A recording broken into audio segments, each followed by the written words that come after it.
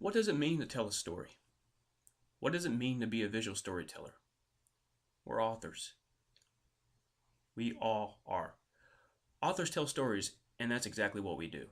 But what kind of stories do we tell and why? Image making has been an important part of human culture ever since the conception of mankind.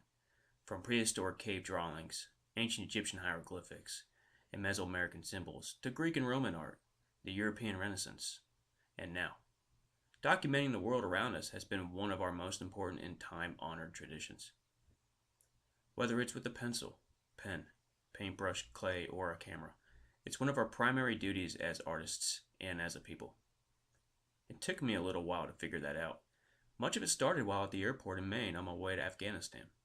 With me, I had a small sketchbook and a pack of micron pens. I began sketching the Marines around me, and underneath the drawing I would write the date, time, location, who or what I sketched, and why. This wasn't my job as a Marine, but instead it was a fun, relaxing hobby that helped kill the time between long stretches of boredom. Many of my sketches were just of people hanging out until violence began to escalate. In between watching roadside bombs tear in the trucks and witnessing close air support blast cabin fires back into the Stone Age, I have plenty of exciting material to record. I often caught myself wondering, why am I doing this? Well, the best answer that I can come up with at the time was to archive these experiences for my son and future grandchildren.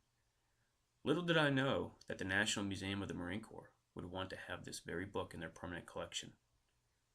I never knew combat art was a thing, but after I began to do research and make connections with those who did it for a living, I realized that it was more than just a thing. This has been going on forever.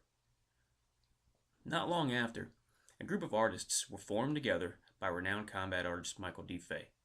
He called it the Joe Bonham Project, which takes its name after the 1938 Dalton Trumbo novel, Johnny Got His Gun. Joe Bonham was a World War I soldier who was badly wounded by a German artillery shell. While in treatment, Joe lay there with no arms, no legs, and no face. He could not speak. He could not hear. Joe was simply there. Joe used Morse code by tapping his head on the pillow.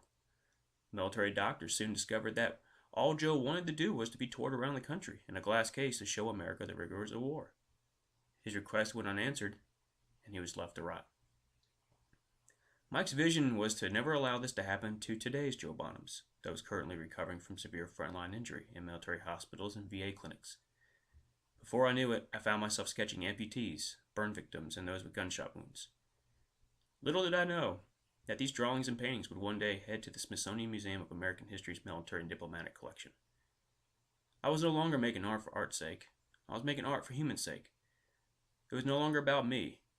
It was about something much greater than myself. I was telling a story, and the public was listening with its eyes. After leaving the Marines, I enrolled as a student at UNC Charlotte to major in art. During my second semester in, I felt an uncontrollable urge to go back as a member of the press and sketch the war one last time. Within 5 months leading to my departure, I raised over $5,000 to fund my trip. I received my required letter of accreditation from WUNC's The Story with Dick Gordon, a nationally syndicated radio show. I purchased my medical evacuation insurance. I bought a passport and received my visa.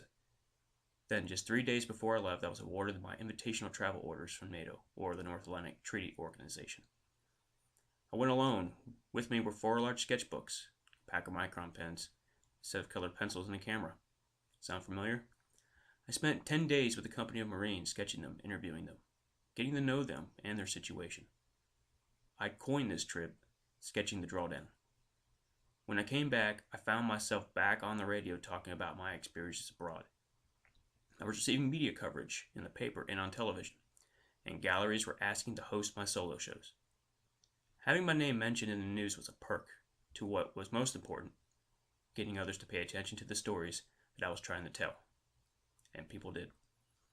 Telling a story means that you are taking on the responsibility to pass along a message in such a way that compels other people to want to listen.